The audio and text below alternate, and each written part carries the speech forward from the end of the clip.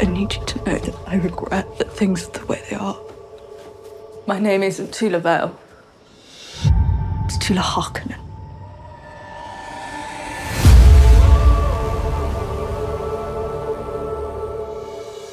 We always knew we wanted to show fans an origin point for Valia, Harkonnen, and the Harkonnen family. The Harkonnens ended up in Lankaville because they were banished there. They didn't have a choice. It's freezing, there's not many resources, and there's not much hope. The usual. We found a quarry to do the opening scenes in Lankaville. It lent itself to the Dune aesthetic almost perfectly. Not just snowy, but blustery, rigorously uncomfortable. We wanted to keep it like overcast all the time, that kind of cold, desaturated, to help it feel that it was quite a brutal landscape to live in. We see young Valia's separation from the rest of her family, like they don't understand her, except for Griffin. Griffin Harkonnen was very much a favorite son, someone that the Harkonnen family was betting on elevating their status. You're really going to Zimia, Griffin? The Landsraad accepted our petition. I'm gonna get us a better trade deal. Valia is unwilling to accept the fate of her family, and she wants Griffin to force Voring and Atreides to tell the truth. We deserve to make it. We will. And it ends tragically. She firmly believes that his death was at the hands of Voring and Atreides, so for her, the Atreides should no longer exist. I want the Atreides to suffer like we have. So Kaladin was shot in a park in the countryside. It had this kind of lushness that I wanted, because we wanted to make it different than Lankaville. We're first to arrive. For the Caladan sequence, we talked a lot about how important it was to set up a really believable love story. Emma Canning did a wonderful job at playing the intention of being in love with Ori and being conflicted by the request that sits there under the surface. Her love for Ori has to rival the love and loyalty that she feels towards her family. She allows herself this night of passion with Ori only to tell him the truth, but it's too late. We do what we must.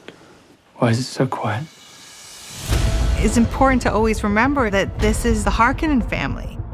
Valia and Tula are bonded by the tragedy and loss of their brother, and I think at that point she feels no choice but to complete her mission. This is an absurdly dark and ominous request, not just to kill her fiancé, but to kill his entire extended family. It shows you how good of a liar she really is. True strength isn't always something you see from the outside. The thing about Tula is she's capable of being underestimated. She has tears in her eyes when she does something, but she still goes through and she does it. When Albert comes, she just doesn't have anything left. Go.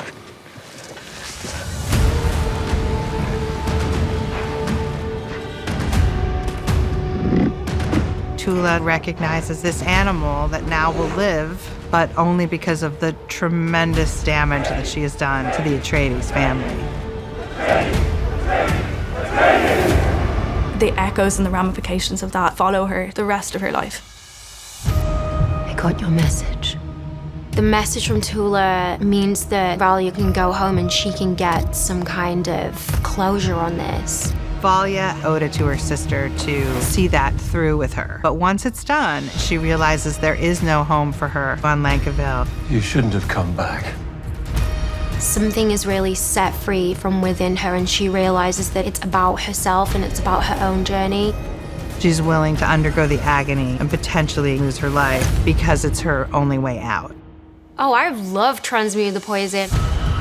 It kind of ended up being like I was like giving birth. That's what it is, like you're giving birth to yourself. Valia, wherever you are, come back, please.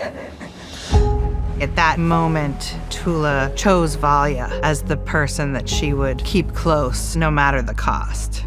She has this opportunity suddenly presented to her to be taken under Valia's wing. Promise me the sisterhood will be a fresh start for us. We have a new purpose now.